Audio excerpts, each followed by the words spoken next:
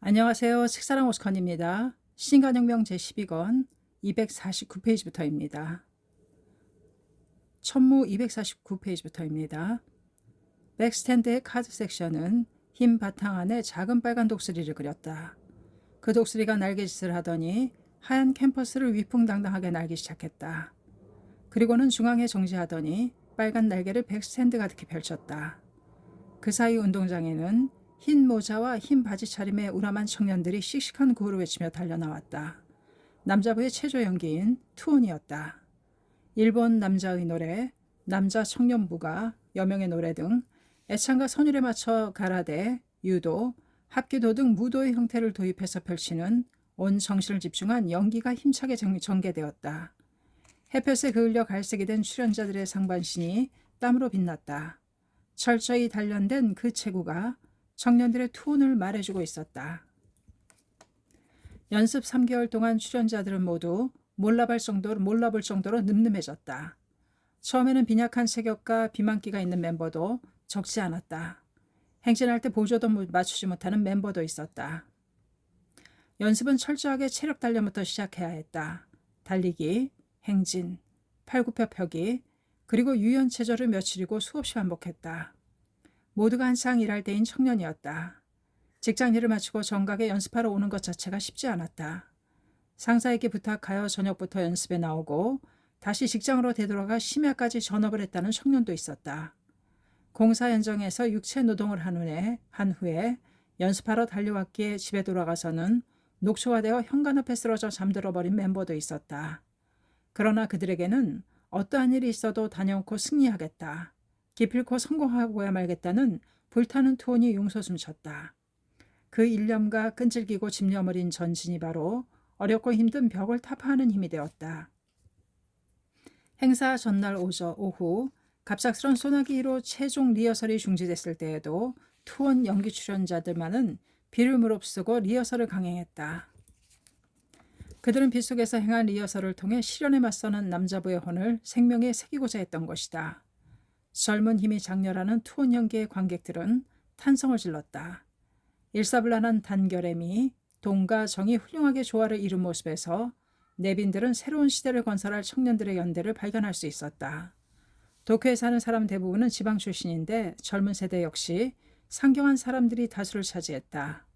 고층 빌딩이 세워지고 고속도로가 놓인 수도 도쿄는 젊은이들의 동경의 대상이었던 것이다. 그러나 청혼의 꿈을 안고 상경했더라도 각박한 대도시 생활의 염증을 느껴 고향으로 되돌아간 사람도 적지 않았다. 빽빽하게 늘어선 빌딩 아래를 흐르는 하천에서는 악취가 풍겼고 차량들이 내뿜는 매연의 도시의 공기는 오염되었다. 또 높은 물가의 주거 환경도 열악해 중학교나 고등학교를 졸업하고 도쿄에서 취직한 청년들의 생활은 결코 풍요로울 수 없었다. 그들의 일자리 또한 한정되어 있었다. 사무실이 아닌 위험이 산지한 현장에서 하는 작업이 대부분이었고 임금 또한 적었다. 공동 화장실을 쓰고 욕조도 없는 좁은 연립주택 생활이 당시 그 청년들의 일반적인 생활이었다. 게다가 통근 때는 러시아어에 시달렸다. 또 무엇보다도 살벌하고 메마른 인간관계로 인한 외로움에 빠지는 젊은이가 많았다. 꽃처럼 화려한 도시이자 상심의 거리이기도 했다. 그런 속에서도 창가의 청년들은 자신들이 바로 새로운 시대를 열어갈 주역이라는 사명감에 불타올랐고 순수하고 강인하게 각자의 인생 목표를 향해 전진했다. 그리하여 직장에서 제1인자가 되겠다는 목표와 더불어 직장과 지역의 신뢰와 우정의 연대를 넓혀갔다. 그리고 도쿄를 제2의 고향으로 자랑할 수 있는 도시로 만들고자 사회 건설에도 정열을 불태웠다. 운동장 맨 앞줄에서 열의에 찬 얼굴로 주먹을 꽉 쥐고 힘찬 연기를 보여주는 건장한 체구의 청년이 시선을 끌었다. 그는 추모 선수 출신인 이마이케 마사스쿠였다. 그도 희망의 도쿄에서 꿈이 좌절되어 시리를 헤매다가 신심으로 의연히 일어선 청년이었다. 이마이케는 고향인 후쿠시마에서 중학교를 졸업한 후 친구들과 집단으로 취직해 상경했다. 그들이 취직한 곳은 도쿄와 강 하나를 사이에 두고 있는 사마타이현의 가하구치의 주물공장이었다. 하루 종일 먼지 투성이에 땀 투성이가 되는 고된 작업이었다. 녹인 세부치를 국자로 퍼서 거푸집에 부어 넣는 작업을 하다 여러 차례 화상을 입기도 했다. 그 당시 주물은 점차 플라스틱 제품 등으로 대체되고 있어서 업계의 미래도 결코 밝지 않았다. 이마이케의 유일한 낙은 같은 방을 쓰는 고향 선배와 휴일에 영화나 야구 구경을 가는 정도였다. 그런데 이듬해 여름 그 선배가 주물 공장을 그만두고 고향으로 돌아가 버렸다. 유일한 말벗이자 절친한 동료인 선배가 없다고 생각하니 일도 더 힘들고 외롭고 불안했다. 그래서 그도 여름 휴가 때 후쿠시마로 돌아왔다가 공장으로 되돌아가지 않았다. 이마이케는 고향에서 일을 찾아보기로 했다. 다행히 화학 제품을 생산하는 대기업에 취직할 수 있었다. 하루 3교대 근무로 몸은 힘들지 않았지만 작업은 단순하기 짝이 없었다. 나는 이대로 일생을 마치고 싶지 않다. 내게는 분명 더 많은 가능성이 있을 것이다. 이마이케가 자신의 모든 것을 걸어보고 싶다고 생각한 것은 스모, 일본 전통 씨름이었다. 당시 이마이케는 180cm의 키에 당당한 체격을 가지고 있었다. 어릴 때부터 체격이 좋았기 때문에 스모는 남에게 진 적이 없었다. 회사 근처에 이마이케가 자주 가는 식당이 있었는데 그 식당에는 은퇴한 유명한 스모 선수 사진이 걸려 있었다. 가게 주인에게 왜 스모 선수 사진을 걸어 놓았느냐고 물었더니 자기 친척이라고 말했다. 눈이 번쩍 뜨인 이마이케는 식당 주인에게 사정했다. 아저씨, 저도 스모 선수가 되는 것이 꿈입니다. 저분을 만날 수 있게 도와주십시오. 주인은 K 승낙했다. 이마이케는 상경하여 식당 주인이 소개한 스모 선수를 찾아갔다. 그 스모 선수는 이마이케를 스모 도장의 사범에게 소개시켜 주었다. 사범이 말했다. 내일부터 연습하러 나와. 당시 이마이케는 18살이었고 때는 1962년 가을이었다. 스모 도장의 생활은 엄했다. 이곳이 자신이 살아갈 세계라고 결정한 이마이케는 모든 시련을 묵묵히 참아냈다. 그러나 입문한 지 얼마 지나지 않아 순업, 각지를 돌며 스모 시범을 보임에 참가했다가 허리를 다치고 말았다. 의사는 척추 불리증이라고 진단했다. 이마이케에게 의사가 말했다. 무리하지 않으면 좋아질 겁니다. 의사의 말대로 휴식을 취하면 통증이 없었지만 연습을 하면 허리가 끊어질 듯 아팠다. 그러나 성공을 위해서는 남들보다 몇 배 더 연습하는 수밖에 없었다. 이마이케는 견딜 수 없을 정도로 통증이 엄습해 오면 의사를 찾아가 진통제를 맞고 다시 연습에 몰두했다. 이윽고 착실하게 실력을 쌓은 이마이케는 스모 최하위 계급에서 시작해 입문 4년이 지났을 때 산단매, 스모의 계급 중 하나에 활약하게 되었다. 그에 대한 주위의 기대는 컸다. 그런데 목표로 삼았던 세키토리, 스모의 계급 중 하나, 세키토리가 가까워지자 이마이케의 허리 통증은 더욱더 심해졌다. 이젠 진통제도 잘 듣지 않았다.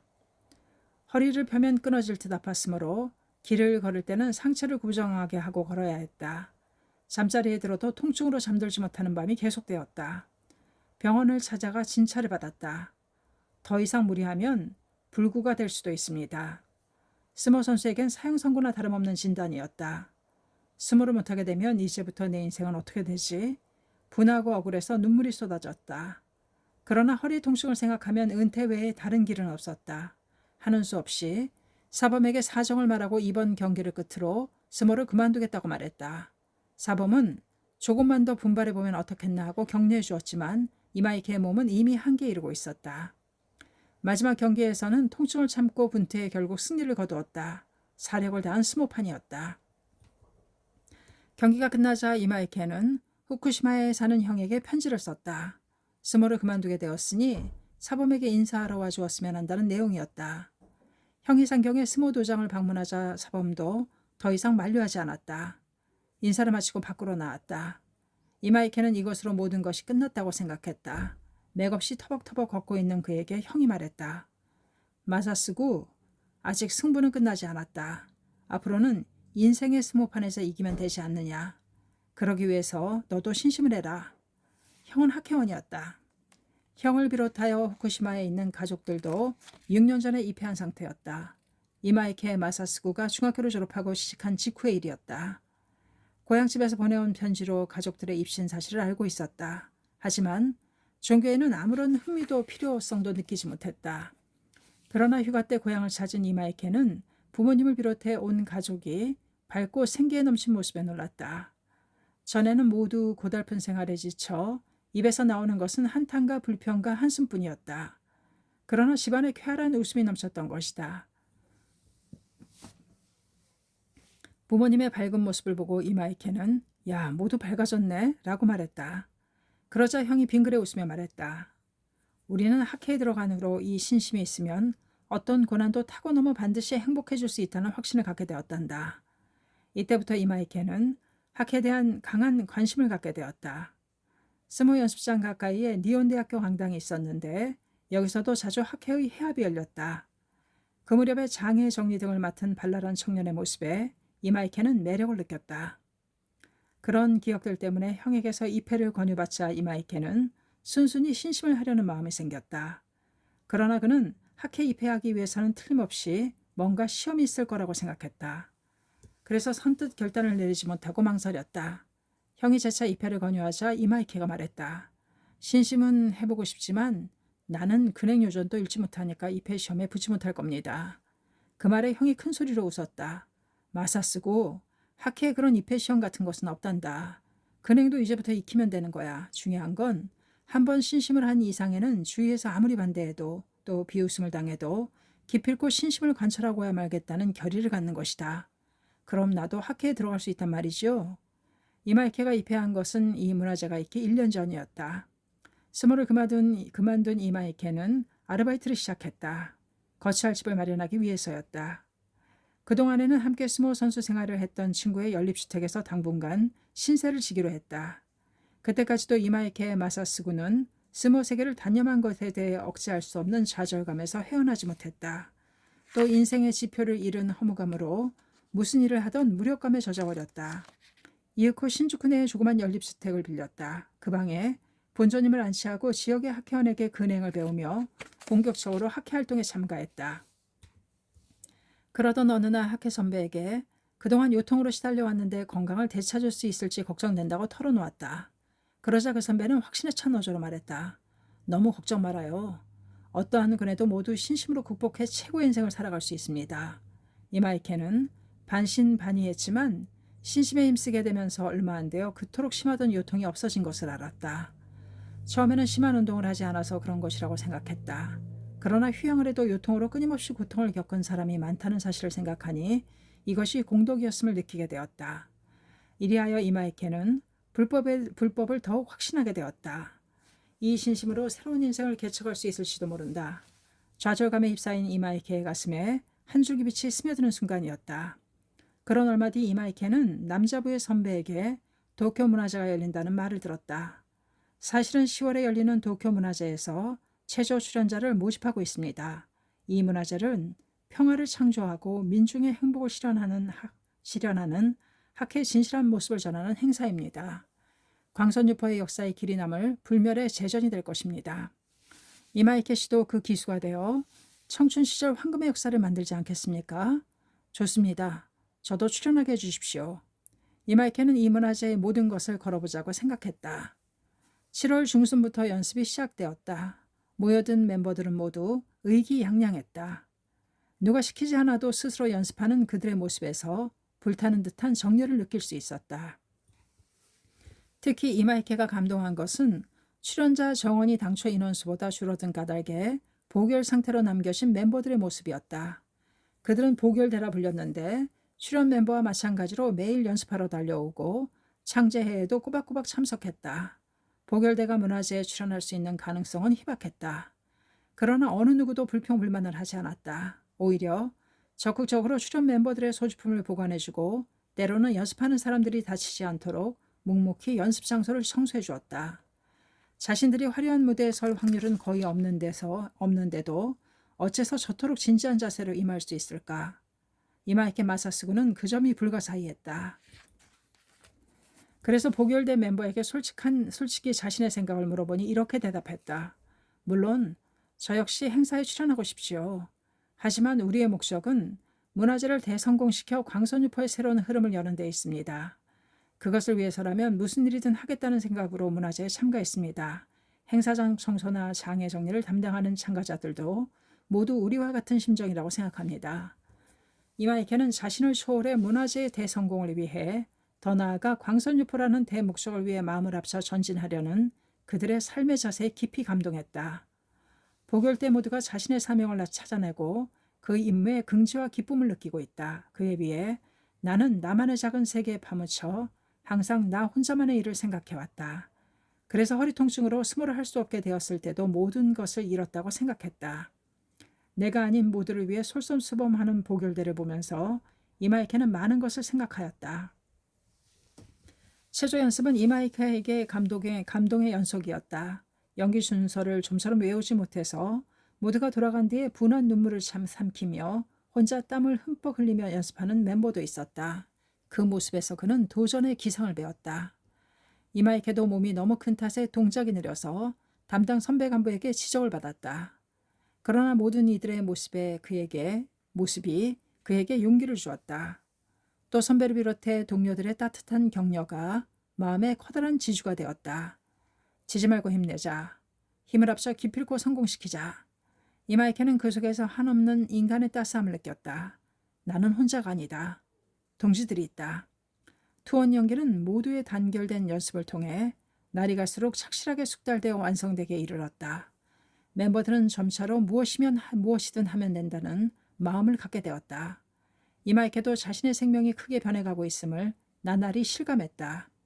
그토록 마음을 짓눌렀던 좌절감이 어느 사이엔가 사라지고 장래에 대한 희망의 빛을 찾았기 때문이다.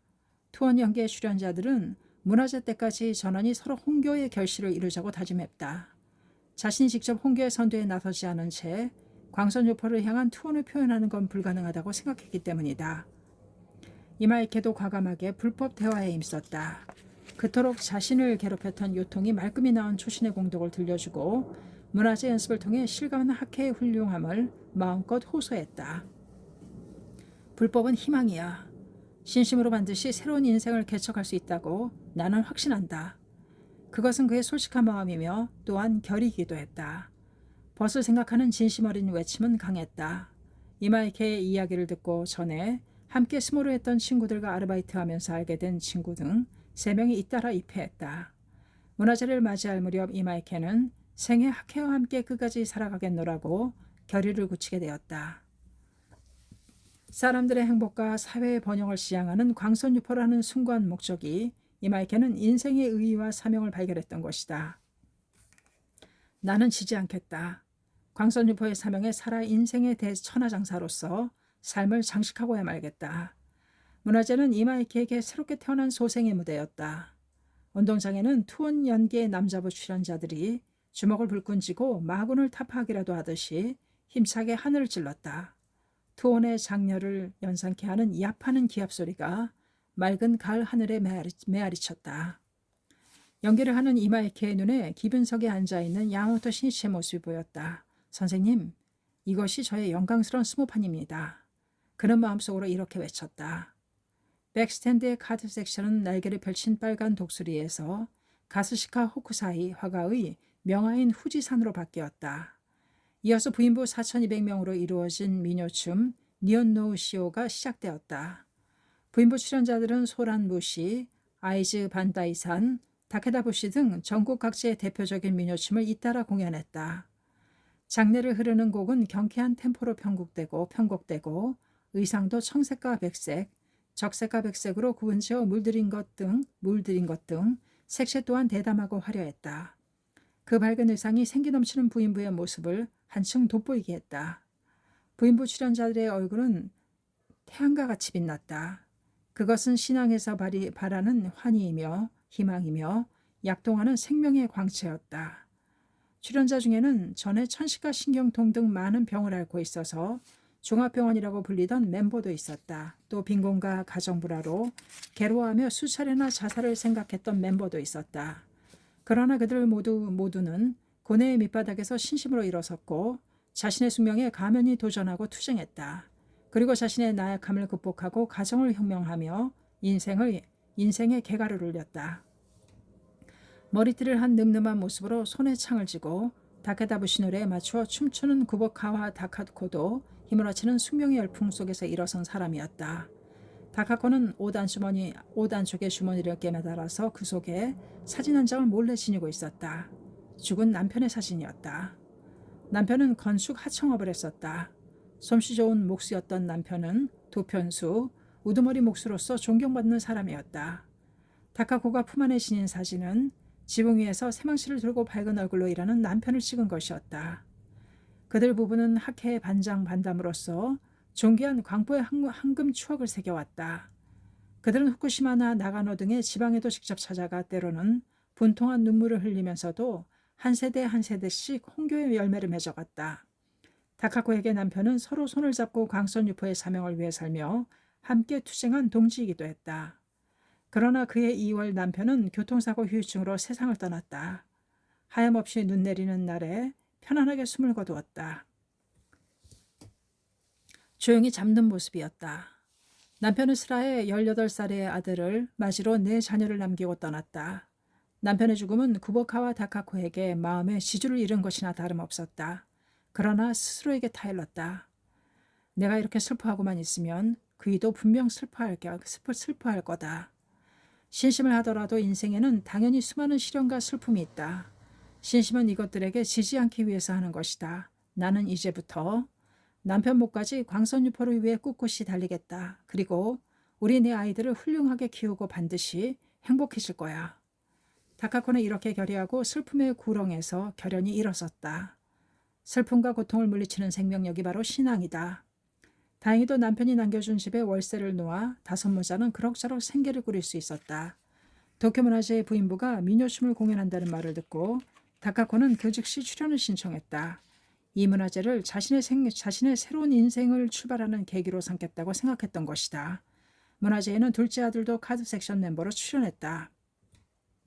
다카코는 긴 창을 다루면서 밝고 힘차게 춤을 추었다. 여보, 보고 있나요? 이제 나는 괜찮아요. 광포의 어머니로서 우리 아이들도 창가의 후계자로 잘 키울게요. 국립경기장의 드넓은 운동장은 구보카와에게 맹세와 더불어 새로운 인생 여정을 출발하는 당당한 무대가 되었다. 그 춤에 남편이 미소로 화답하듯이 하늘에는 태양이 눈부시게 타올랐다. 부인부의 민요춤 니온 노우쇼가 끝나자 카드 섹션은 파란 지구와 제트기를 그렸다. 제트기가 굉음을 울리며 날아오르자 세계의 파동이라고 제목을 붙인 음악대와 고적대의 행진이 시작되었다. 80일간의 세계 일주와 라쿤 파르시타 등의 연주를 통해 광포의 파동이 세계로 넓혀지는 모습을 표현한 것이다. 그 중에서도 학회가 세계에 자랑하는 고적대의 화려한 연주는 관객들을 매료시켰다. 여기서 또 하나 종소리가 장례를 압도했다. 댕, 댕. 백스탠드 가득히 그려진 물결이 세차게 굽이치는 물결과 거센 파도가 되어 퍼져갔다. 파랑, 잔물결과 큰 물결의 저편에 범선이 모습을 나타내며 차츰 커져 바다에는 아름다운 무지개가 걸렸다. 종은 6번에 걸쳐 울려 퍼졌다. 이제부터는 6번째 종이 모두 울리는 1972년까지의 미래에 대한 구상이 각 연기 프로그램으로 연출될 것이다. 머저 고등부 멤버 1540명으로 이루어진 맨손 체조, 젊음의 힘 연기가 시작되었다. 수도권의 고등부는 이번에 처음으로 문화제에 출연했다. 그 감격을 가슴에 안고 봉추들의 난무, 엉킨 듯이 어지럽게 추는 춤이 시작되었다. 고등부가 등의 음악에 맞춰 힘찬 기세로 잔디를 뛰어다니는 활발하고 생기 있는 동작은 미래로 뻗어가는 어린 대나무를 연상케 했다. 연기 맨 끝에 출연자들이 일제히 천을 꺼내 들었다. 흰색으로 테두리를 두른 청색, 황색, 적색 무늬가 운동장 한가운데 펼쳐졌다. 중앙에는 패널, 좌우에는 봉추의 날개를 도안한 것이었다. 이것은 내년 봄에 개교할 소카 학원의 마크였다. 그리고 3가지 색깔은 학교를 상징하는 색이었다. 정면에서 봤을 때 왼쪽 날개의 청색은 영지를 나타내고 중앙에 있는 황색 펜은 영광을 나타내며 오른쪽 날개의 적색은 정열을 나타냈다. 백스탠드의 카드 섹션도 영지, 영광, 정열이라는 3글자를 만들어냈다. 그 순간 관람석에서 커다란 박수가 터져 나왔다. 이 학교 마크를 완벽하게 표현하는 것은 가장 어려운 작업이었다. 특히 좌우 날개 부분의 곡선이 삐뚤어져서 좀처럼 좌우의 균형이 잡히지 않았다. 고등부 멤버들은 수십 차례나 이 대형 만들기를 반복하면서 줄 서는 방법을 감각으로 몸에 익혀왔다. 출연 멤버 중에는 야간 고등학교에 다니는 고등부 멤버도 있었다. 그들은 낮에는 일하고 밤에는 수업을 받아야 했기에 연습에 참가할 수 있는 시간은 일요일로 한정되었다. 그래서 부족한 연습을 보완하기 위해 학교마다 연습을 실시하는 등 국리를 거듭해왔다. 출연자 15명이 다니는 어느 야간 고등학교에서는 방과 후에 근처의 공원에 모여 연습했다. 그곳에 날마다 연습에 참가하는 주간고등학교의 고등부 멤버를 오도록 부탁해서 그날 배운 내용을 전해받는 것이었다. 시간이 충분치 않았으므로 야간 학교 멤버들의 연습은 더더욱 진지했다. 그들은 어려운 상황에 맞서서 도전하는 것에 청춘의 생명을 불태웠던 것이다. 야마토 신이치는 어린 망아지처럼 씩씩하고 경쾌하게 퇴장하는 고등부 멤버들에게 그칠 줄 모르고 계속 박수를 보냈다. 그리고는 바로 멤버들에게 전원을 보냈다. 고등부의 카드 섹션은 만점입니다. 네 분 여러분께서도 경탄하셨습니다. 다음 세대를 짊어진 세계적인 창가의 힘을 나타내는 훌륭한 연기였습니다. 정말 고생 많았습니다. 이제 편안하게 휴식을 취하십시오. 야마토 회장의 메시지를 듣자 대성공으로 연기를 마쳐 흥분의 도가니가 된 봉추들은 서로 손을 맞잡고 기쁨의 한호성을 질렀다. 우리가 해냈어. 해내고 말했어. 해내고 말았어. 그 순간 연습대의 고생도 심야까지 힘들게 공부하던 것도 모두 환희와 영예의 자신감으로 바뀌고 또 황금 같은 청춘의 추억으로 바뀌었다. 이 점에 이처럼 노고의 땀이야말로 인생을 장식하는 최고의 보석이 된다. 운동장에서는 남자부와 여자부의 매스게임 건설이 시작되었다. 이 연기는 그해 3월 임시본부간부회에서 야마토 신시가 발표한 국제도시 도쿄를 전망한 내용을 바탕으로 이상적인 도시 건설을 매스게임으로 표현한 것이었다. 신이치는 도쿄를 사랑하는 도민의 한 사람으로서 러시아와 때의 통근, 도시공해, 주택난 등의 정체된 현상을 개혁하고 도민을 위한 도쿄의 시점에서 평소 생각해온 점을 10항목에 걸쳐 제안했다. 예를 들면 1인 1실의 고층주택 단지 건설을 비롯해 모노레일, 고속도로가 종행으로 달리는 입체교통망, 도민에게 건강과 휴식을 주는 산림공원, 예술성이 풍부한 종합문화시설 건설, 공해가 없는 쾌적한 공업지대 등이었다. 그리고 그 총괄적인 이미지로서 그가 주장한 것은 푸른 숲과 분수로 둘러싸인 속에 우뚝 솟은 고층도시 대도쿄였다. 게다가 이 임시본부 간부에서 신씨는 도쿄의 주민들도 향토애를 키워가는 것이 중요하다고 호소했다. 도쿄는 업무관계 등으로 부득이하게 거주하는 사람들이 많았다. 그래서 지역에 대한 애착심도 부족하고 이웃끼리 연대감도 희박했다.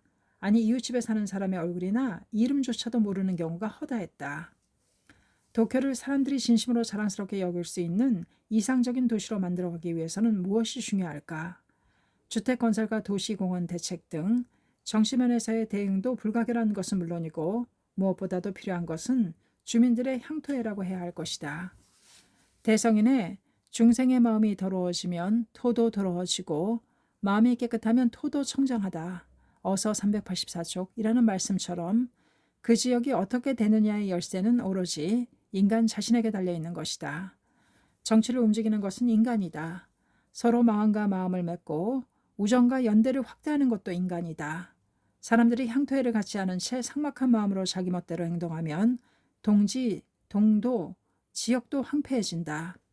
그 향토애를 키워 한 사람 한 사람에게 지역 건설의 주역으로서 자각을 촉구하는 일이야말로 장각회가 담당해야 할 사회적 사명이라고 야마토 신이치는 통감했다. 청년들은 그 신이치와 같은 심정으로 일어서서 도쿄 문화재에서 국제도시 도쿄의 전망을 호소하려 한 것이었다. 은색 훌라후프를 손에 쥔 빨간 원피스 차림의 여자부 꽃그룹 800명이 운동장에 사랑스러운 꽃의 무용을 펼쳤다. 이어서 파란 셔츠에 흰 바지를 입은 남자부 사다리팀 1440명이 입장했다. 4m나 되는 200수십 개의 파이프 사다리를 사용하여 고층 도시 등을 연상시키는 아름다운 기하학 모양을 잇따라 만들어냈다.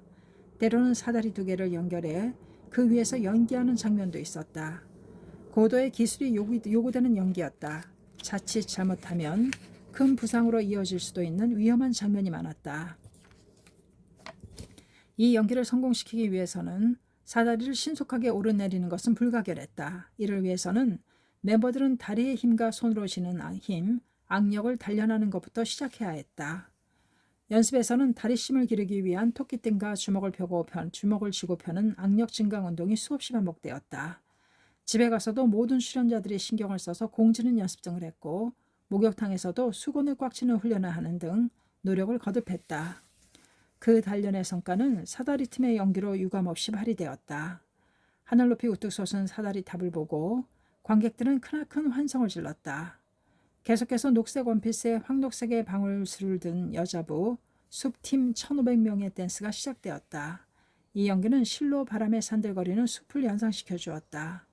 이 녹색의 숲팀에 빨간색의 꽃팀이 더해져서 숲과 꽃의 원이 겹겹으로 넓혀져 갔다.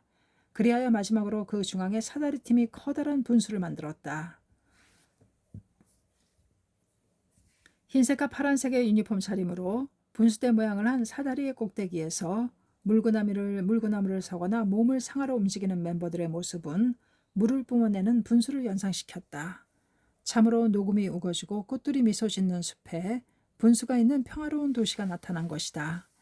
가드 섹션도 물을 뿜어내는 대형 분수와 고층 빌딩, 잔디와 수목, 피어오르는 꽃들을 그려냈다. 관람석에서는 와 하는 찬사가 쏟아졌고 박수 소리가 드넓은 하늘로 빨려 들어갔다. 자신들의 손으로 도쿄를 새롭고 이상적인 국제도시로 만들겠다는 청년들의 향토애와 정열에 내빈들 대다수는 틀림없이 감동했을 것이다. 이 젊은이들의 의기야말로 수도 도쿄의 희망이며 건설의 원동력이라고 할 수 있다. 인간의 마음이, 인간의 자각이, 인간의 연대가 거리와 지역과 사회를 바꾸어가는 것이다. 도쿄 문화제는 드디어 클라이맥스로 향하고 있었다. 슈, 퉁. 효과음이 울려 퍼지고 카드 섹션은 불꽃을 그렸다. 새로운 시대가 도래한 것을 축복하는 불꽃이었다. 그것을 시작으로 하얀 유니폼 차린의 청년 2,500명이 속속 입장했다.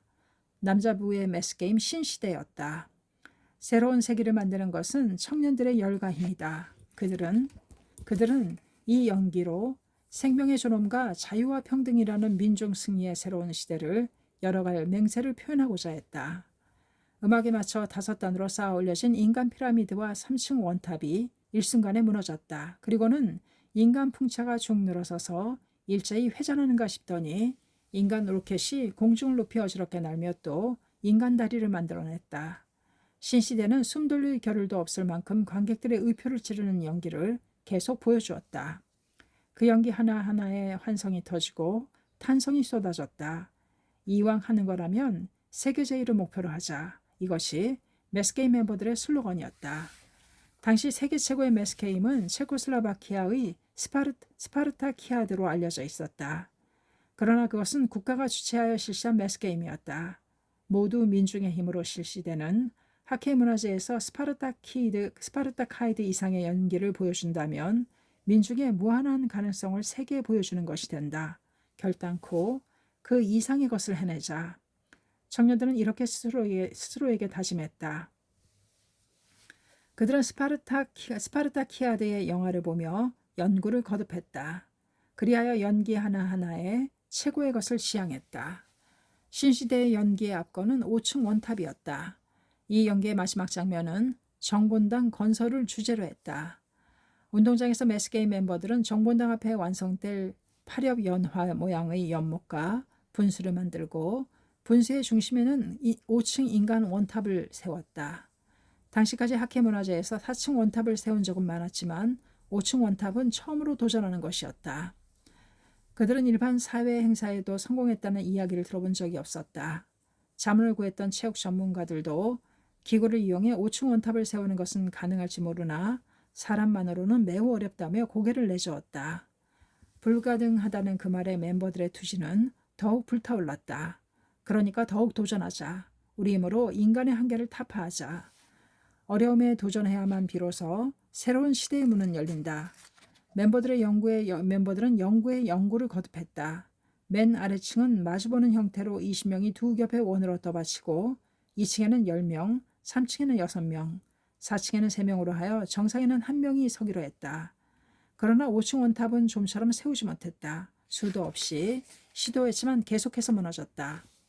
그래서 중량을 계산해 보기도 하고 어깨를 거는 방법이나 손을 잡는 위치 등도 철저하게 점검했다.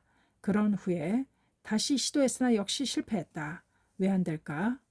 모두들 다시 머리를 짜내기 시작했다.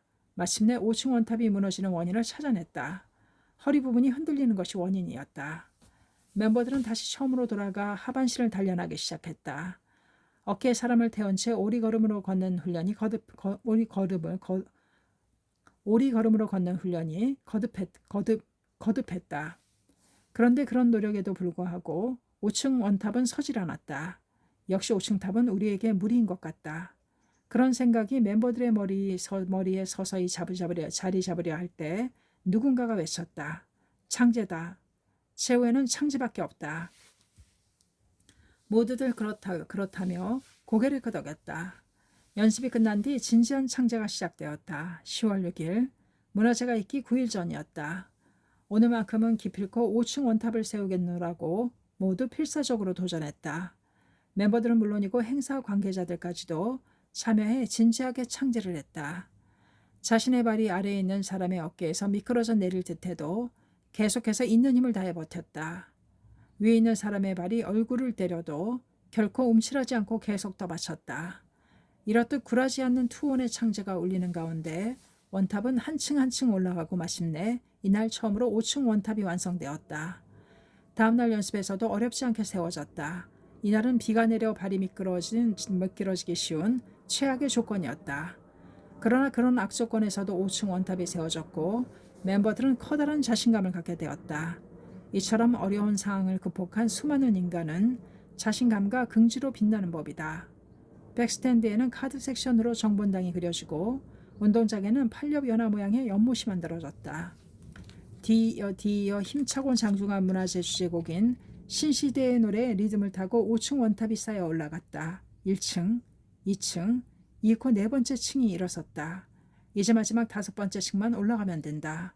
모든 관객들은 숨을 죽이고 손에 땀을 쥐며 그 순간을 지켜보았다. 맨 위층의 청년이 조용히 일어섰다. 그리고는 천천히 두 팔을 펼쳤다. 학회문화재 역사상 처음으로 5층 원탑이 완성되는 순간이었다. 그 순간 스탠드에서 와 하는 탄성이 터지고 박수 소리가 운동장을 휘몰아쳤다. 해냈다. 우리가 해내고 말았다. 그렇게 부르짖고 싶은 충동을 억누르면서 member들은 이를 악물고 서로 벗을 떠받쳤다. 박수는 언제까지나 그칠 줄을 몰랐다. 멤버들은 인간이 할 수 있는 힘의 극치라던 5층 원탑을 완성시킴으로써 신앙이라는 무형의 힘을 역동적으로 표현해냈다. 우뚝 솟은 5층 원탑은 멤버들이 신앙과 우정으로 쌓아 올린 청춘 승리의 금자탑이었다.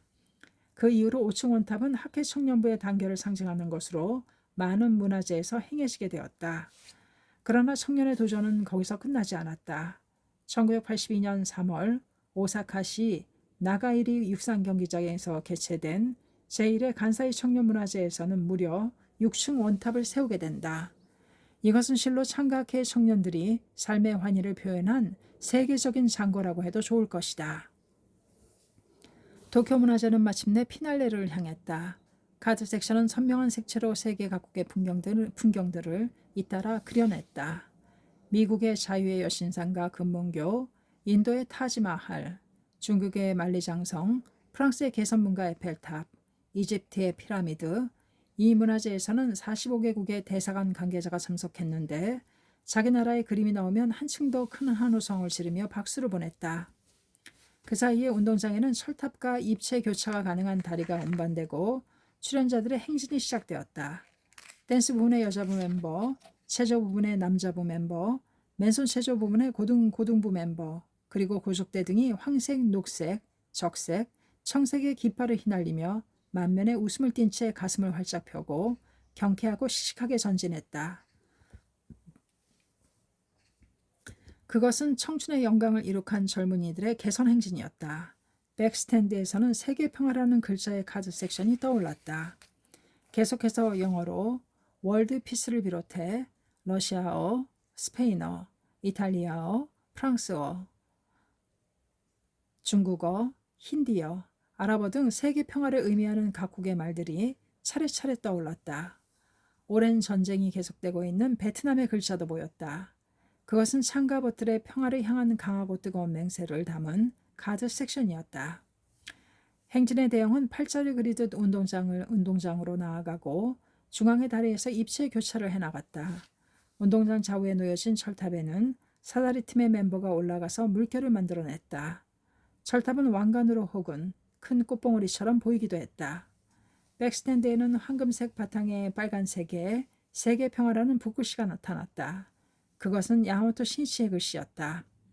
이 글자를 카드 섹션의 좌석 또한 카드로 옮겨 그리는 작업을 담당한 사람은 교원병과 싸우는 한 여자부 멤버였다. 그녀는 눈물샘에 생긴 염증으로 눈물이 메말라 눈 안에 모래가 들어가 있는 것 같은 통증으로 고생했다. 또 침도 거의 나오지 않아 입안은 구강염 투성이었다. 그러나 디자인을 배우던 그녀는 도쿄 문화제가 개최된다는 말을 듣고 카드 섹션 부분에 힘이 되고 싶다며 자청했다. 비쩍 마른 그녀를 보고 담당 간부들은 걱정이 되었지만 그녀는 당당하게 말했다. 저는 제 자신과 투쟁하고 싶습니다. 이 일은 제 자신에 대한 도전입니다. 그리하여 약 3개월 동안 잠자는 시간을 줄이며 작업에 착수해 시치의 세계평화라는 글씨를 훌륭하게 그려냈다. 42,000장의 카드를 하루 동안에 색칠해야 하는 작업은 그녀에게는 정신력과 체력의 한계에 대한 도전이었다. 그러나 이 도전이 그 여자분 멤버의 인생에 커다란 자신감을 갖게 했다. 그 후로 그녀는 끝까지 투병하여 건강을 되찾았다고 한다. 저마다 자신의 벽에 도전하고 각각의 한계를 타파한 청춘 승리의 문화제였다. 5층 원탑을 떠받친 청년 중에는 9월에 아이치 현으로 장기 출장을 떠난 멤버도 있었다. 직장일과 문화제 출연을 동시에 이룰 수 없는 상황이었지만 그는 꼭 해내고야 말겠다는 결의로 신칸센을 타고 오가며 연습을 계속했다. 그의 모습에서 직장 업무와 문화재 출연 문제로 고민하거나 체력적으로 한계를 느끼는 등 선택의 기로에 서 있는 멤버들도 더욱 분발하게 되었다. 모두가 자기를 이겨낸 승리자였다. 모두가 감동의 청춘 드라마를 연기한 남녀 주인공이었다. 천상을 날아오르는 듯한 청춘 남무가 엮어낸 감동의 대무대는 바야흐로 종점을 향해 가고 있었다. 문화재의 노래가 된 신시대의 노래가 가을 하늘 드높이 울려 퍼졌다. 새로운 이상의 시대는 우리 앞에 지금 열렸노라. 백스탠드에는 세계평화라는 빨간색 글자와 더불어 황금색 색판이 태양빛에 반짝반짝 빛났다. 세계평화는 부여되는 것이 아니다. 인간이 인간 자신의 힘과 지혜로 창조하는 것이다. 투쟁에 쟁취하는 것이다. 그러므로 인간이 자신을 연마하고 자신의 약한 점에 도전해 승리하는 것이 곧 평화 건설의 유치라고 할 수 있다. 즉 자기 경애를 열고 높이는 인간혁명의 투쟁 없이는 평화는 없다.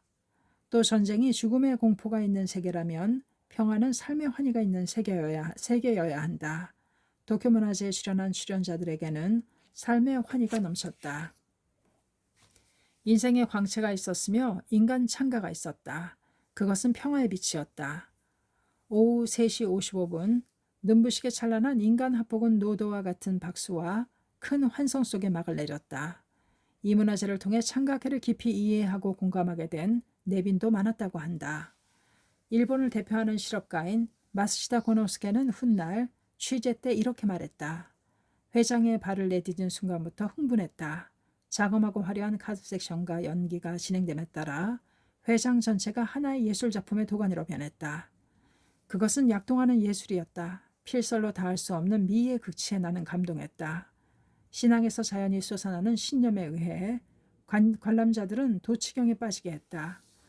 나도 많은 것을 얻을 수 있었으며 매우 감명 깊었다. 그 뒤로 그는 야마모토 신이치와 교류하기 시작했고 나중에는 서신을 통해 주고받는 내용을 모아 인생 문답을 출판하게 되었다. 또 어떤 언론인은 그런 위협을 일으킬 수 있게 만든 것은 바로 창가계의 본질임이 틀림없다. 이는 한마디로 말하면 다수의 인간이 공통의 목적을 향해 자발적으로 공통된 행동에 참가하는 일일 것이다 라고 예리하게 통찰했다. 도쿄 문화제의 감상을 묻자 제게 어떤 인사는 문화제의 그늘에서 활약한 스태프의 모습을 찬탄하면서 이렇게 평했다. 화려한 무대는 물론이고 그 이상으로 깊은 감동을 받은 것은 그늘에 계신 분들의 노력입니다. 저토록 많은 인원이 참가한 행사인데도 정말 상쾌하게 정리하고 정비해 회장 주변에는 휴지 조각 하나 떨어져 있지 않았습니다. 거기까지 주의를 배려하며 실행하는 것은 깊은 신앙심이 없이는 할 수 없는 일입니다. 마이니치 신문 10월 18일자 칼럼 여록은 문화재에 대해 다음과 같이 평했다. 회장 안팎의 질서는 훌륭했다. 주요센 전철 노선 센다가야역에 내리면 하얀 운동모자를 쓴 청년이 어서 오십시오라고 모자를 벗고 인사하며 길 안내를 해준다. 사람을 초대한 이상 그런 일은 당연할지도 모르지만 그 당연한 것을 지금은 좀처럼 찾아볼 수가 없다. 야마토 신이치가 가장 마음을 썼던 부분도 그늘에서 문화재를 뒷받침해준 정리와 청소 그리고 시설물 준비 등을 담당한 청년들이었다. 신이치는 문화재가 끝나자 내빈과 정중하게 인사를 나눈 후 밖에서 묵묵히 정리와 청소에 여념이 없는 청년들에게 달려갔다. 보이지 않는 그늘에서 철저하게 임무를 완수한 남녀 스태프들이 바로 이 도쿄 문화재를 성공으로 이끈 위대한 공로자라고 생각했기 때문이다. 땀을 흘리며 열심히 뛰어다니는 정리 담당 청년들에게 손을 흔들었다. 수고가 많습니다. 정말 감사합니다. 그 목소리에 뒤돌아보는 청년들의 얼굴이 석양빛을 흠뻑 받아 불그레하게 빛났다. 그리고 또 신이치는 근처에서 열심히 청소하고 있는 여자부 멤버에게도 말을 건네며 깊이 머리를 숙였다. 감사합니다. 여러분께서 묵묵히 힘써주신 덕분에 문화재가 대성공을 거두었습니다. 기쁨 가득한 얼굴로 인사를 하고는 다시 작업에 몰두하는 여자부 스태프들의 모습에는 사명으로 살아가는 청춘의 긍지가 넘치고 있었다. 대성이께서는 음덕이 있으면 양보가 있다. 어서 1178쪽이라고 말씀하셨다. 그것을 확신할 수 있느냐 없느냐에 신심은 나타나고 또 그것으로 일생성불이 결정된다고 해도 좋을 것이다. 그날 저녁 모두 뒷정리를 마친 청년부 간부들이 학회 본부에 있는 야마토 신이치에게 의기양양하게 종료 보고를 하러 왔다. 오늘은 정말 감사했습니다.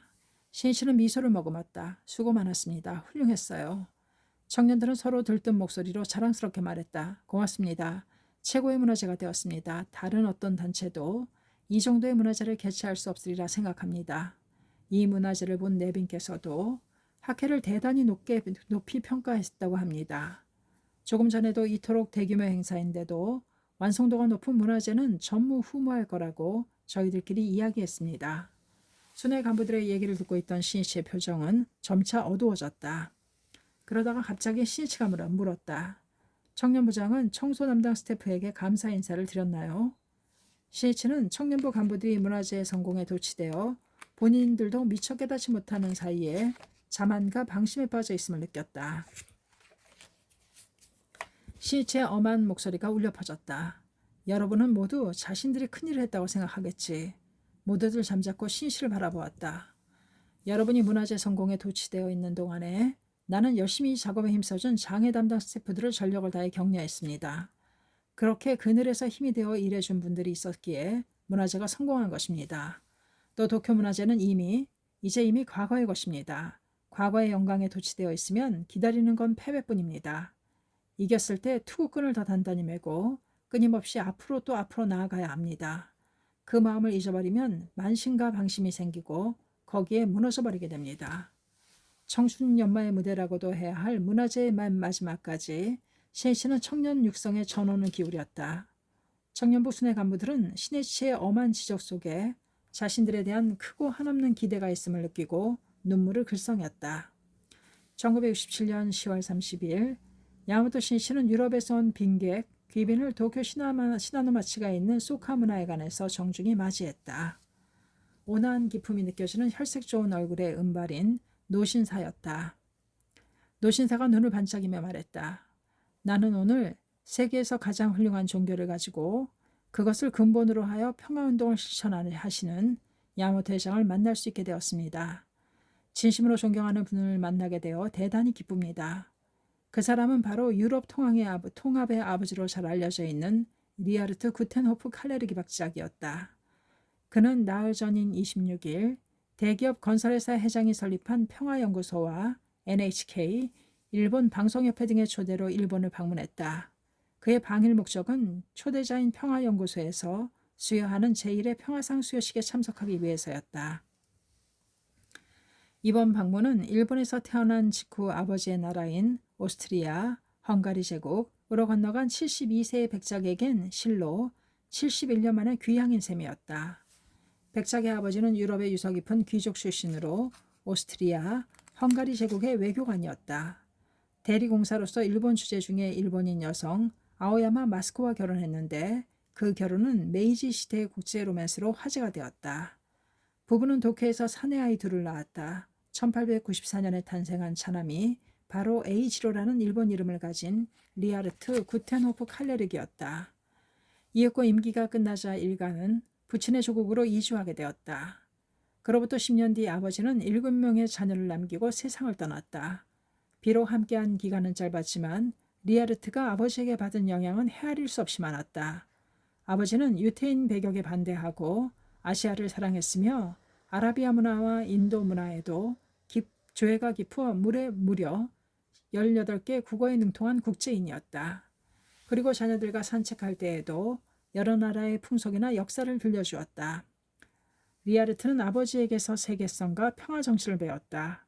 구텐호프 칼레르기는 28세에 져서 범유럽을 출판하여 유럽 통합을 위한 행동을 개시했고 그 후로 평화 건설의 기수로서 맹활약했다. 백작은 일본 방문에 즈음하여 자신을 초대한 단체의 야마토 신이치와 해견하기를 강하게 희망했다. 어머니의 종교인 불교에 깊은 관심을 갖고 있었던 그는 민중 속에 깊이 뿌리를 내리고 급속도로 발전한 불교도 단체인 장가케를 주목했으며 그 운동과 실태를 연구했던 모양이다. 그리하여 학회원이 불법을 수지해 사람들의 고뇌를 구제하려고 정력적으로 활동하고 있는 사실에 감동했다고 한다. 일본을 방문하기 전 프랑스 파리에서 도쿄신문의 인터뷰에 응한 백작은 다음과 같이 말했다. 불교의 세계에도 오랜 잠에서 깨어나 스스로 르네상스가 싹트고 있다. 일본에서도 창각회 운동이 전해지고 있는데 이는 세계 최초의 우회 운동인 불교의 소생을 의미한다. 1967년 9월 23일자 석간 백작이 말한 우회는 타인을 배려하는 자비를 근본으로 한 창가의 운동 모습을 유럽의 개념에 맞춰 표현한 말일 것이다. 아무튼 백작은 학회 속에 불교의 진실한 정신과 실천이 있음을 예리하게 깨트려 보았다. 또 그 지도자인 야마토 신이치에게도 점차 깊은 관심을 가지게 된 것 같았다. 일본 방문에 시음하여 구텐호프 칼레르기 백작이 회견을 희망한 사람은 신이치를 포함해 천황, 황태자, 사토 에이사쿠 수상, 미키 다케오 외교부 장관 등 7명이었다. 신이치는 회견 요청을 받아 쾌히 수락했다. 상호 이해와 우정도 직접 만나 대화를 나누는 데서 시작되기 때문이다. 대화에는 인간과 인간을 서로 이어주는 결합력이 있다. 신이치는 불법자로서 인간으로서 인류 한국평화의 길을 찾아내야만 한다고 결의하고 있었다. 이를 위해서는 영지와 영지가 촉발하는 대화가 불가결하며 한국평화를 공동 목표로 나누어 갖는 견고한 의지와 영지의 네트워크를 국가와 민족을 초월하여 세계로 넓혀야 한다고 생각했다. 신이치는 구텐호프 칼레르기 백작의 어머니인 일본인이지만 이 대화는 동양과 서양이 만나는 문명 간의 대화가 되리라 확신했다. 백작은 신이치가 깊이 존경해온 인물 가운데 한 사람이었다. 그러므로 유럽 통합의 선구자라고 행동해온 백작에게 그 신념과 철학과 경험을 겸허하게 배우고 싶었다. 신이치는 소카 문화회관의 현관 앞에서 백작 일행을 맞았다. 어서 오십시오. 만나 뵙게 되어 대단히 영광입니다. 진심으로 환영합니다. 신이치는 악수를 나누는 순간 오래전부터 아는 사이인 듯한 느낌을 강하게 받았다. 그것은 신이치가 일본어로 번역된 백작의 저서와 관련 서적을 거의 읽어서 그 주장이나 사상, 삶의 태도에 깊이 공감해왔기 때문이다. 회견에는 백작과 동행한 초대단체인 NHK의 관계자들도 함께 참석했다. 영어 통역을 사이에 두고 회견이 시작되었다. 먼저 화제가 된 것은 세계 평화를 위해 완수해야 할 일본의 사명이었다. 백작이 말했다. 내가 가장 중요하다고 생각하는 것은 일본이 선두에 서서 평화를 향한 이상을 실현해야 한다는 것입니다. 핵시대의 막이 열린 것은 20년 전입니다만 현재 세계의 수많은 나라들이 다음 전쟁을 준비하고 있는 실정입니다. 이런 상황에서 일본은 세계 유수의 경제력을 갖고 있으며 세계 유례 없는 평화 헌법을 가지고 있습니다. 또 일본은 근대에 이르기까지 300년 동안 국내는 물론 외국과도 전쟁이 없었던 시대가 있었습니다. 이것은 평화의 한 전례라고 볼 수 있습니다. 게다가 현재 일본 문화에는 서양 문명, 유교, 불교가 융합되어 있습니다. 이런 점들을 생각할 때 일본은 평화를 위한 지도력을 세계에 발휘해야 한다는 것이 제 생각입니다. 소중한 의견 감사합니다. 전적으로 옳은 말씀이라고 생각합니다. 시니치는 구테노프 칼레르기 박작의 의견에 전적으로 동감했다. 시니치도 평화헌법을 가진 일본의 사명이 무겁다는 것을 통감했기 때문이다. 일본 헌법의 전문가 제9조에는 평화주의의 국제협조주의 이념이 확실히 명문화되어 있다. 그중 제9조 1항에는 국헌의 발동인 전쟁 포기를 선언해 국가 주권을 스스로 제한한다. 신실은 그 조항에서 전쟁 방지를 위해 유엔 등의 국제기관의 주권의 일부를 위임하려는 헌법 자신의 의지라는 것을 느꼈다. 거기에는 세계가 하나라는 이상이 내포되어 있다고 해도 좋았다. 신실은 이 헌법이야말로 일본 국민에게 있어서 최고의 보물이라고 생각했다. 또 신실은 제9조에 담겨있는 전쟁 근절이라는 인류의 비전을 실현하는 데에 전 생애를 바치기로 결의하고 있었다. 그것이 곧 불법자의 사명이기 때문이다. 그리고 일본 헌법이 내걸고 있는 평화 이념과 정신을 전 세계로 확대하는 것이 바로 21세기를 향해 일본이 나아가야 할 길이라고 신시 또한 결론 짓고 있었다. 대담은 첫머리부터 핵심으로 들어갔다고 할 수 있었다. 신시는 백작과 회견할 수 있다는 사실에 커다란 기쁨을 느꼈다. 세계 평화를 바라며 그 방도를 열심히 탐구하는 백작이 실로 그에게는 동지로 여겨졌다. 오늘은 우리 일본의 청년을 대표해 문화국가인 일본의 장래와 크게는 세계 평화를 위해 제가 몇 가지 질문을 드리고자 합니다. 처음에 신씨가 질문한 것은 세계 한국평화 실현이라는 측면에서 생각할 경우 유럽 통합을 추진할 뿐만 아니라 한 걸음 더 나아가 그 생각을 진보시킬 필요가 있지 않느냐는 점이었다.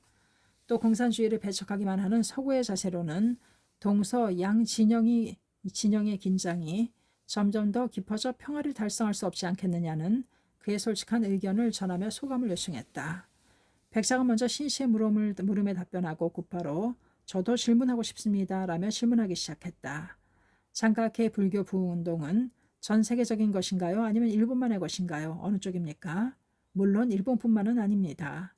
니치렌 대성인의 불법 천리를 근본으로 전 세계의 평화와 인류 행복을 실현하는 것이 우리의 목적입니다.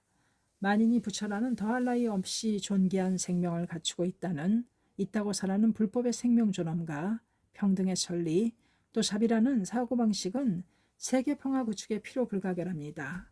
이 휴머니즘의 천리를 인류의 공유 재산으로서 세계에 전하는 것이 바로 우리 창각의 사명이라고 생각합니다. 잘 알았습니다.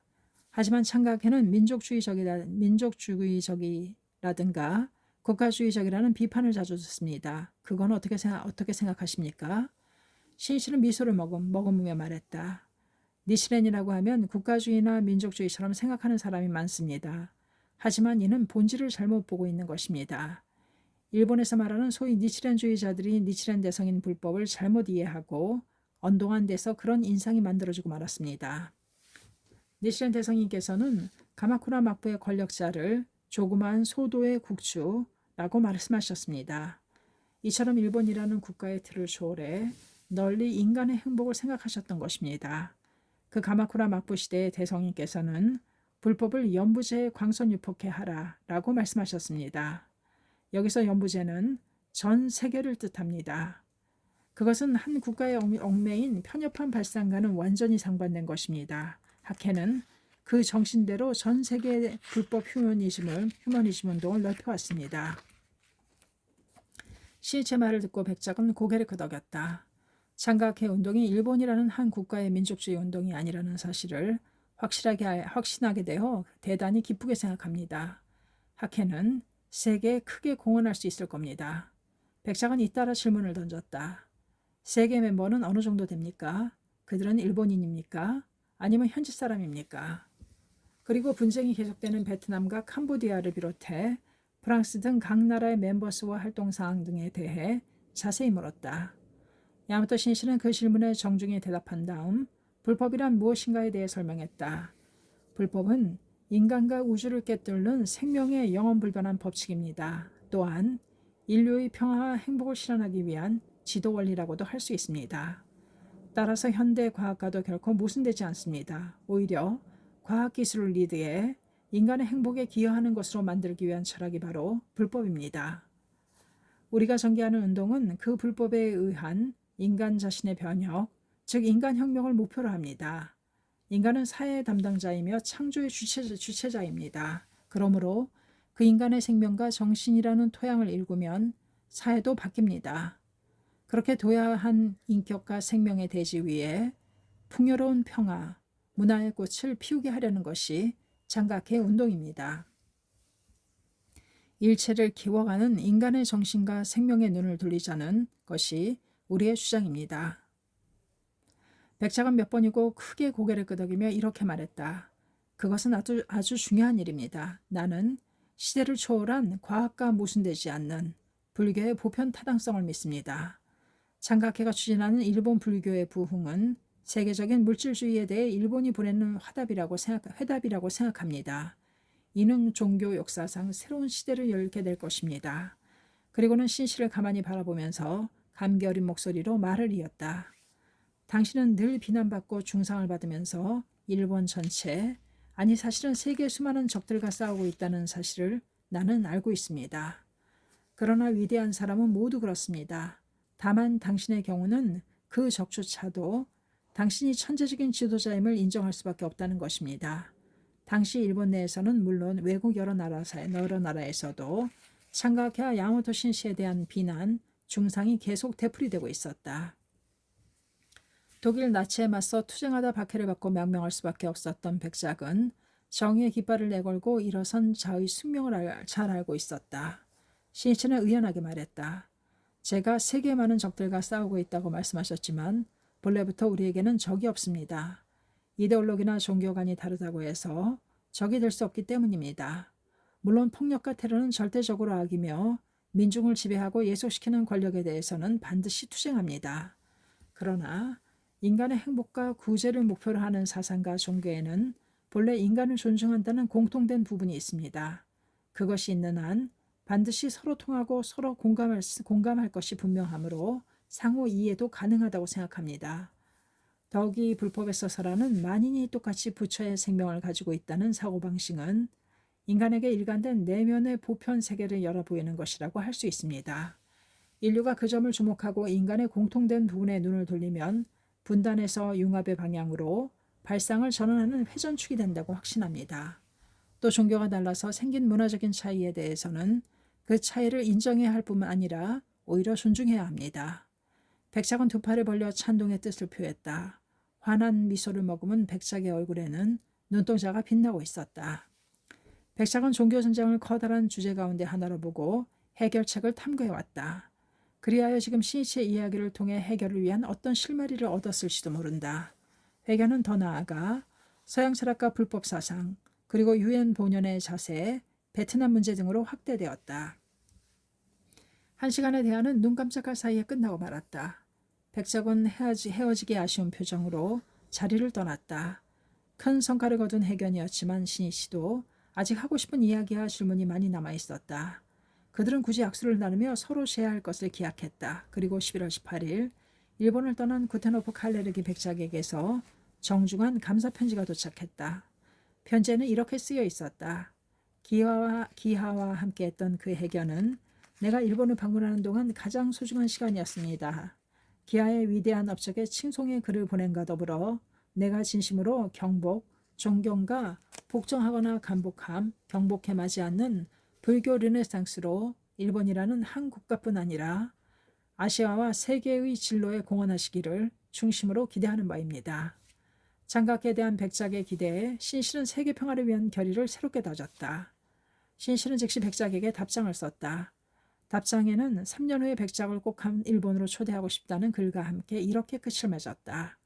기하가 지적하시고 또한 기대하시는 불교 르네상스를 통해 전 세계 평화 세력의 협력을 구하면서 전쟁을 없고 군비 경쟁이 없는 한국 평화를 수립하는 일이야말로 장각에 맡겨진 최고의 사명이라는 자각으로 더욱더 그 결의를 굳게 하고 있습니다. 아무쪼록 기하께서도 장수하시어 뜻깊은 운동과 중요한 저술활동을 계속하시기를 진심으로 기원합니다. 가까운 장래에 다시 만나 뵙기를 기대하겠습니다. 회견한 지 9개월 뒤 백작은 일본 방문의 추억을 적은 미의 나라, 일본으로 기항, 가지마 노리노스케역, 가지마 연구소 출판회를 발간했다. 그 책에서 백작은 야마모토 신이시에게 깊은 감명을 받았다고 이렇게 수레했다. 나는 이제 겨우 39세인 그에게서 뿜어져 나오는 동력과 같은 것에 감동했다. 그는 타고난 지도자였다. 가마쿠라의 큰 불상처럼 형상만을 본뜬 것이 아니라 생명력이 넘쳐 흐르는 인생을 사랑하는 인물이었다. 솔직하고 우호적이며 게다가 대단히 높은 지성을 지닌 인물이었다. 그 회담은 내가 도쿄에 체제하면서 가장 즐겁게 보낸 시간 중의 하나였다. 그 후로도 신씨와 백작의 교류는 서신왕래를 통해 계속되었다. 그리하여 동서 문명론을 주제로 한 대담집을 출판하는 이야기가 거론되어 다음 일본 방문 때에 그에 대한 대담을 갖기로 결정되었다. 구테노프 칼레르기 백작과 야마토 신씨가 재회한 것은 1970년 10월이었다. 첫 번째 대담은 7일 소카 문화의 해관에서 약 3시간 동안 진행되었다. 그리고 17일에는 소카 학원 1968년 개교 소카 학원에서 백작이 나의 인생이라는 제목으로 강연한 다음 4시간 넘게 대화를 나누었다. 또 25일과 26일에는 완공된 지 얼마 되지 않은 세이쿄 신문사 신사옥에서도 대담이 이루어져서 대담 시간은 모두 합하여 10수시간에 이르렀다. 21세기를 향해 나아가는 청년들을 위해 지표를 남기고 싶다는 그 마음 하나로 신이치는 회견에 임했다. 대담은 신이치가 문제 제기를 하는 형식으로 진행되었다. 그 내용 또한 일본론을 시작으로 국제정세, 유엔론, 국가론, 자연과 인간, 공해문제, 종교의 복권, 지도자상, 태평양 문명, 민주주의, 생명존중, 청년론, 여성론, 교육론 등 다방면에 걸쳐 행해졌다. 그리고 그 저변에는 어떻게 해야 세계 평화를 실현할 수 있는가라는 명확한 문제의식이 있었다. 백작은 말했다. 제3차 대전을 방지할 수 있는 길은 어떤 정치운동을 통해 인종과 종교 그리고 이데올로기와 국적 등으로 인한 온갖 차이와 대립을 초월해 인간 공존과 상호 신뢰 중요성이 철저히 인식된 경우에만 가능할 것입니다. 신이치가 대답했다. 제가 사상하는 사상적 조건이란 바로 그 정신적인 운동을 말합니다. 공전의 기운이 아무리 고조되었다 해도 국가 간의 대립을 지향하지 않으면 제3차 대전은 막을 수 없을지도 모릅니다. 이러한 온갖 대립을 극복하게 하는 것을 인류의 정신 속에 구축해야 한다고 생각합니다. 즉 지구민족으로서의 보편적인 정신을 수립해야만 된다고 생각합니다. 디하의 범유럽운동이 해낸 역할도 그 점에 있었다고 생각합니다. 저는 범유럽주의가 결국에는 전 인류를 포함한 인터내셔널리즘으로 향하는 한 단계가 되어야 한다고 생각합니다. 옳으신 말씀입니다. 혼과 혼이 서로 통해 빛을 발하듯이 두 사람의 대화는 인류의 어둠을 밝히는 영지의 광채가 되어 빛났다. 일본을 독자적인 문명을 가진 태평양에 존재하는 대륙이라고 자리매김하는 백작이 일본에 거는 기대는 컸다. 백작은 신이치에게 힘주어 호소했다. 중요한 것은 위대한 사상을 일본이 외국에 세계에 소개하는 일입니다. 나는 그 시기가 이미 도래했다고 믿습니다. 그 위대한 사상은 인도에서 발생하고 중국을 거쳐 일본에서 대성한 평화적인 생명 존중의 불교 사상입니다. 그것은 분명 백작의 열렬히 원하는 소원이었을 것이다. 신이치에게는 그 말이 유언과 같이 간절하게 느껴졌다. 현대 사회가 안고 있는 불행의 원흉은 인간 생명이 존엄한 존재라는 근본적인 사고가 결여되어 있다는 점이다. 이 사고가 결여되면 인간 복권은 있을 수 없다. 생명 존중이란 인간의 생명, 인격, 개인의 행복을 어떠한 것을 위해서도 수단으로 삼지 않는다는 것을 의미한다. 그리고 그것을 뒷받침하는 대천리가 세계에 유포되지 않고서는 진정한 인류의 행복이나 평화는 없다. 백작은 그 점을 통감했을 것이다. 신이치는 다짐하듯 말했다. 그것은 제 자신도 지금까지 진지하게 대처해온 문제입니다. 앞으로는 제 생의 염원으로 세계 평화와 인류 행복을 위해 미력 하나마 최선을 다할 것입니다. 백작의 입가에 미소가 번지고 그 얼굴에는 겹겹으로 깊은 주름이 패였다.